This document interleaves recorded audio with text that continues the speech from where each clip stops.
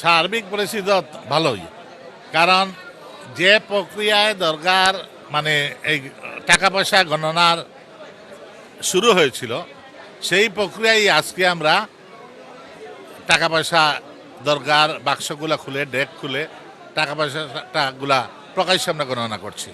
আপনারা জানেন যে 13 সদস্য বিশিষ্ট একটা কমিটি মাননীয় মন্ত্রী মহোদয়ের উপস্থিতিতে তার নেতৃত্বে হয়েছে। এই কমিটি আগামী 1 মাসের মধ্যে দরগার, মাদ্রাসা, মসজিদ এবং দরগা শরীফের একটি পরিপূর্ণ একটা নীতিমালার ভিত্তিতে যাতে পরিচালিত হয় তার ব্যবস্থা গ্রহণের জন্য সিদ্ধান্ত হয়েছে। সেই আলোকে গত 4 দিন আগে আমরা বসছিলাম, আগামী বৃহস্পতিবার আবার বসে আমরা এই প্রক্রিয়া কিভাবে সফল হয়, কারণ দরগাকে নিয়ে সারা দেশে বিদেশে যে সেন্টিমেন্ট তৈরি হয়েছে এইটার ব্যাপারে একটা স্থায়ী সমাধান না হলে একটি জনগণের মধ্যে একটা বিভ্রান্তি ছড়াবে। সেই লক্ষ্যে আমরা যে ধারাবাহিকতায় দরগা ডেকে টাকা খুলে গণনা হয়েছিল সেই প্রক্রিয়াই আজকে এইখানের মাদ্রাসার ছাত্রদের উপস্থিতিতে তারা গণনা করছে। আমরা কত টাকা এই 15 দিনে 19 দিনে আয় হয়েছে, এইখানে দান হয়েছে, এইগুলা প্রকাশ্যে আমরা বলবো এবং বলে আমরা এই প্রক্রিয়া কিন্তু চলতে পারে না। আমরা আগামী 1 সপ্তাহের মধ্যে এইটার একটা পূর্ণাঙ্গ মানে একটি প্রস্তাবনা তৈরি করে আমরা জনগণের কাছে তুলে ধরব। এই টাকা গণনাটা মনে হচ্ছে উৎসবমুখর পরিবেশে সকল পেশার মানুষ এসেছে। আমরা যেভাবে এই কমিটির নেতৃবৃন্দরা উপস্থিত ছিলাম, প্রশাসনে যারা ছিল তারাও ছিলেন এবং গণমাধ্যমের সবাই ছিলেন, এবং তাছাড়াও এই মাজার কেন্দ্রিক যে গত কিছুদিন যে আলোচনা ছিল, বিভিন্নজন বিভিন্ন ফেসবুক বা পোর্টালে যে নিউজগুলো এসেছে তাদেরও অনেক প্রতিনিধিরা এখানে উপস্থিত আছেন। আমরা আজকে এইটা কাউন্টিং করছি কত টাকা পাবো।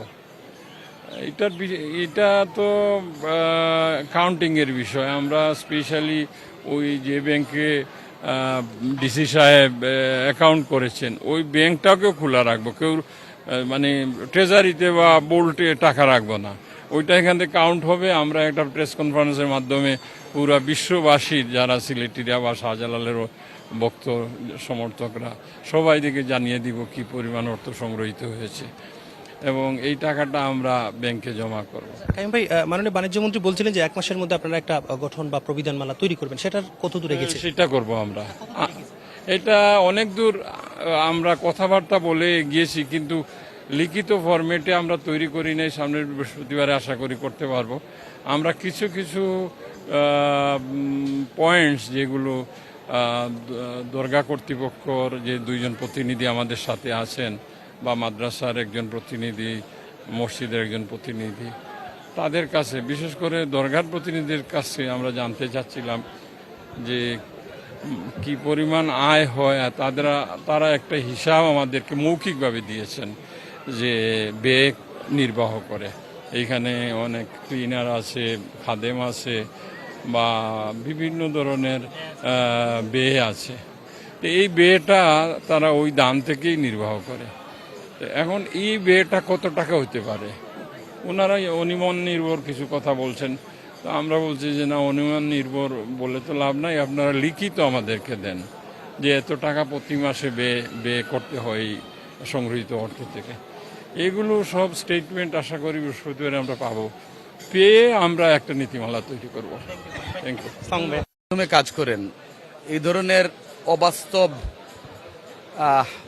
প্রচারণা যারা করছে, অসামঞ্জস্যপূর্ণ প্রচারণা যারা করছে, এদেরকে আসলে খুঁজে বের করার দায়িত্ব আপনাদেরও। কারণ এরকম একটা ছোট্ট ছিদ্রকে কৌশল প্রয়োগ করে, প্রযুক্তি ব্যবহার করে অনেক বড় গর্ত দেখিয়ে যারা বিভিন্ন আইডি থেকে অথবা বিভিন্ন অনলাইন পত্রিকার মাধ্যমে যেগুলো ফেক প্রচার করছেন যে এখান থেকে টাকা চুরি হয়ে যাচ্ছে, টাকা সরিয়ে নেওয়া হচ্ছে। আজকে আপনাদের উপস্থিতিতে শত শত গণমাধ্যম কর্মী, শত শত ক্যামেরা, এখানে মসজিদ কমিটি, মাদ্রাসা কমিটি, সম্মানিত মোতোয়াল্লি, আমাদের যে কমিটি গঠন করা হয়েছে সেই কমিটি, উৎসুক জনতা, সম্মানিত এলাকাবাসী, সকলের উপস্থিতিতে আজকে সেই তালাটি খুলে সেই টাকাগুলো এখানে এনে একদম প্রকাশ্য দিবালোকে এই টাকাগুলো আপনাদের সামনেই গণনা করা হচ্ছে। এই টাকাগুলো এখান থেকে সরিয়ে নেবে অথবা এই টাকাগুলো এখান থেকে সরানো হচ্ছে, যেখানে প্রতি মুহূর্তে 24/7 এখানে পুলিশের সদস্যরা, আনসারের সদস্যরা এখানে পাহারা দিচ্ছেন, সিসি ক্যামেরা বসানো হচ্ছে, যেখানে মনিটর বসানো আছে, সেখানেও লোকজন 24 ঘন্টা সেটি মনিটরিং করছেন। এরকম একটা সুরক্ষিত ব্যবস্থাপনার মধ্যে ডেক থেকে টাকা তুলে নেওয়া হচ্ছে। এই সংবাদটি যারা প্রচার করছেন তাদের মূল উদ্দেশ্যটা হচ্ছে সমাজে অস্থিরতা তৈরি করা, একটা বিতর্ক তৈরি করা, এরকম একটা স্বচ্ছ পরিচ্ছন্ন কর্মকাণ্ডকে ভিন্ন খাতে প্রবাহিত করা। এই কাজটুকু যারা করছেন এদেরকে আসলে সামাজিক স্বার্থেই তাদেরকে চিহ্নিত করা উচিত আমাদের সকলের। আচ্ছা কস ভাই, আরেকটা জিনিস হচ্ছে যে শাহজালাল রহমতুল্লাহ আলাইহির মাজার শরীফ আপনারা একটা নির্দিষ্ট কাঠামোর মধ্যে নিয়ে এসেছেন, সেটা আসলে এক কথায় অবাস্তব ছিল, সেটাকে আপনারা বাস্তব করেছেন। এই সিলেটে তো আরো বিভিন্ন মাজার আছে, তো সবগুলাকে কি এভাবে সরকারের একটা নিয়মের মধ্যে আনা উচিত কিনা? এই যে উন্নয়ন সংস্থার চেয়ারম্যান বা যে পলিটিশিয়ান, এই যে সচেতন নাগরিক হিসেবে কি মনে করেন?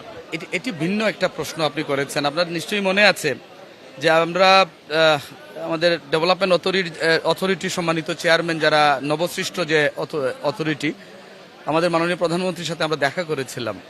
দেখেন, দরগা কিন্তু সবার, এই মাজারে কিন্তু সব ধর্মের গোত্র বর্ণের মানুষরা কিন্তু আসেন, এবং এটি শুধু মাজারই না, এটি একটি পর্যটন কেন্দ্র, আপনাকে এটা স্বীকার করতে হবে। কিন্তু এখানে আপনি একটা জিনিস খেয়াল করে দেখবেন যে এখানে গাড়ি পার্কিংয়ের কোনো সুব্যবস্থাপনা নেই, এখানে একটা উন্নত মানের অজুখানার ব্যবস্থাপনা নেই, এখানে গোসলখানা নেই, এখানে বিশ্রামাগার নেই, এখানে শাহজালাল রহমতুল্লাহ আলাহের সেই 700 বছরেরও অধিক সময়ের যে ইতিহাস, সেই ইতিহাস সংবলিত একটা গ্রন্থাগার নেই, একটা মিউজিয়াম নেই, যেটি থাকাটা খুব জরুরি ছিল। শাহজালাল সাহেবের ব্যবহৃত জিনিসগুলো বিভিন্ন জনের বাসা বাড়িতে রাখা হয়েছে। যারা আসেন এখানে তারা তো এগুলো জানার জন্য আসেন, এগুলো দেখার জন্য আসেন, কিন্তু সেই ব্যবস্থাপনাটুকু তো আমরা 700 বছরে করতে পারিনি।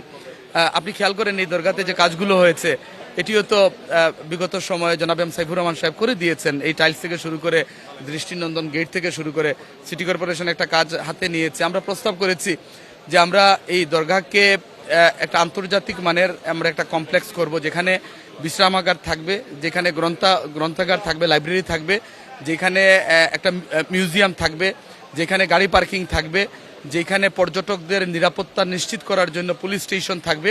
এরকম একটা প্রস্তাবনা মাননীয় প্রধানমন্ত্রীর কাছে আমি দিয়েছি, এবং উনি বলেছেন এটি রেডি করার জন্য উনি বিষয়টি দেখবেন। আমরা আশা করছি যে আমাদের সরকার জনগণের সরকার, যেহেতু এই মাজার সবার, এই মাজারের উন্নয়নে একটা বিশ্বমানের কমপ্লেক্স তৈরি করার ক্ষেত্রে আমরা ইনশাল্লাহ একটা পদক্ষেপ নিয়েছি, এবং সেটি ইনশাল্লাহ বাস্তবায়ন হবে। ধন্যবাদ।